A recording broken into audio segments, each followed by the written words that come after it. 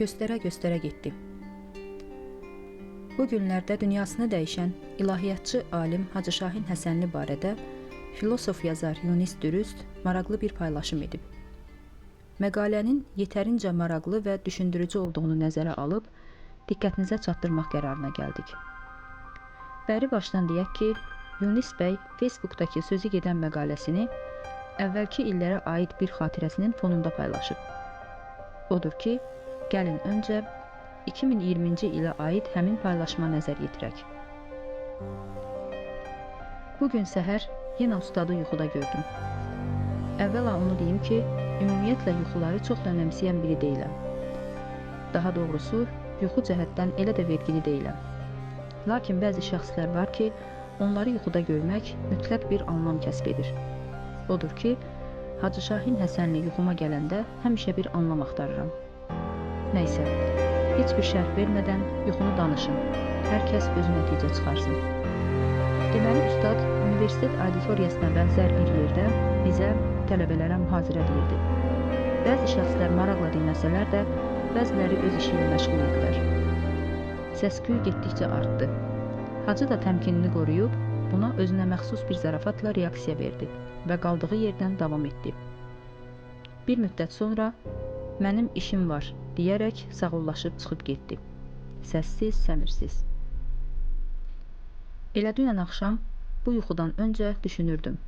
Görəsən Hacı Şahin dərs desə və insanlar onu dinləməsələr, necə reaksiya verərdi? Yəni, məsələn, bir il ərzində yüzlərcə dəfə dərs desə və hər dəfədə insanlar ona laqeyd qalsa, onun təpkisi necə olardı?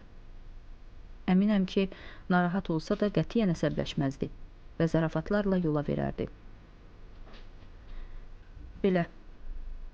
Gəlin indi də Yunis Dürüstün Hacı Şahin Həsənli barədə nekroloq anlamına gələn məqaləsinə diqqət yetirək.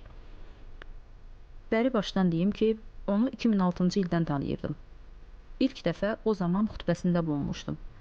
Lakin sonra uzun müddət ondan aralı düşdüm. Oraya getmək qismət olmadı. Hacının əzəməti və vüqarı o qədər böyük idi ki, onunla ünsiyyətə ürək etmirdim, çəkinirdim. 2019-cu ildə nəhayət ona yaxınlaşmağa özümdə cəsarət tapdım. Baxmayaraq ki, virtual münasibətimiz daha əvvəl yaranmışdı. Gec-gec də olsa, WhatsApp-dan müraciət edirdim. Vaxtını alacağımdan ehtiyat edirdim deyə çox narahat etmək istəmirdim. Amma bir dəfə bir məsələ ilə bağlı saatlarla vaxtını aldım. Əslində elə bu, mənə bütün ömür üçün kifayət idi. Belə ki, 2017-ci ildə fəlsəfi psixoloji kitabını bitirdikdən sonra ona göndərdim və fikrini, təhlilini almaq istədim. Normalda adi adamların kitablarını oxumaq imkanı olmayan ustad, necə oldusa, 330 səhifəlik kitabımı əvvəldən axıra qədər oxuyub, fikrini təhlil formasında mənə göndərdi. Bəyəndiyinə və çatışmayan nüansları bildirməyinə çox sevinmişdim. Əslində məni çox düşündürən bir-iki sual var idi. Onlara yalnız təklikdə cavab verə bilərdi. Nə vaxtsa onu təklikdə yaxalayacağımı düşünürdüm deyə kritik sualları o vaxta saxlamışdım. Lakin nədənsə məhz 24 fevralda, cümə günü gecəsində nəhayət ən vacib sualını ona yazmaq qərarına gəldim. Amma niyəsə yazmadım. Çünki böyük ehtimalla cavabsız buraxacaqdı.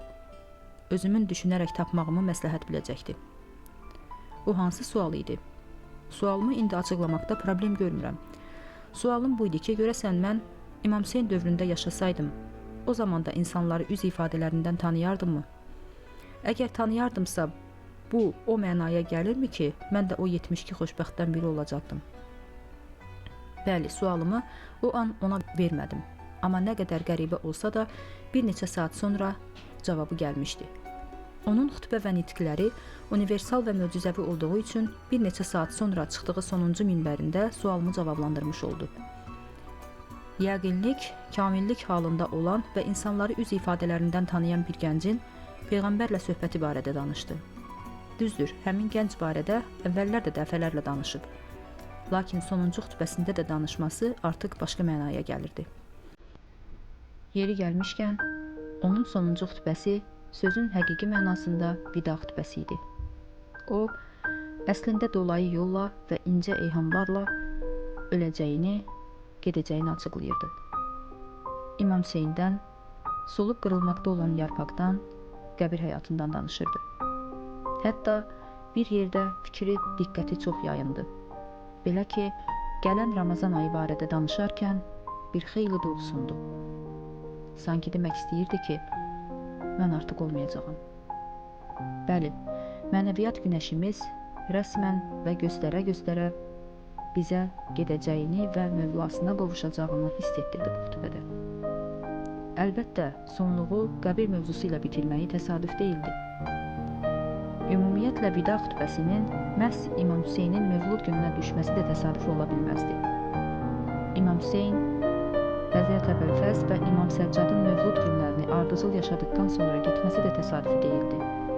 Həmçinin məhz 2 martda planetlərarası birləşmə, Yer planetinin Merkuri və Saturnla yaxınlaşması zamanı getməsi də təsadüfi deyildi.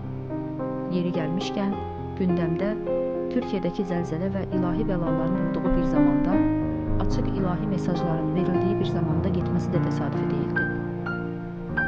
Hətta siyanını uzada da bilərik. Qəfil və anidən getməsi də təsadüfi deyildi. Çünki bu, yatmış insanlara şok terapiyası vermək üçün zəruri amillərdən biri idi.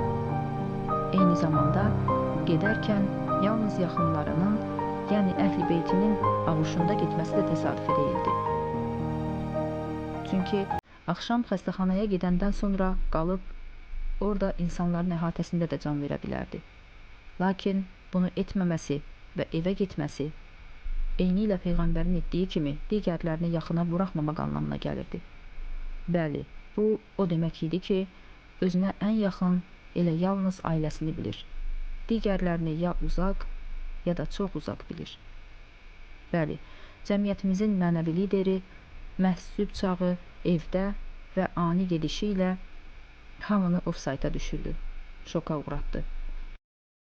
Kimisi bu şokdan insanlarla ünsiyyət quraraq və dünyaya yenə beşəlli sarılaraq çıxacaq, kimisi də yaradanına sarılaraq.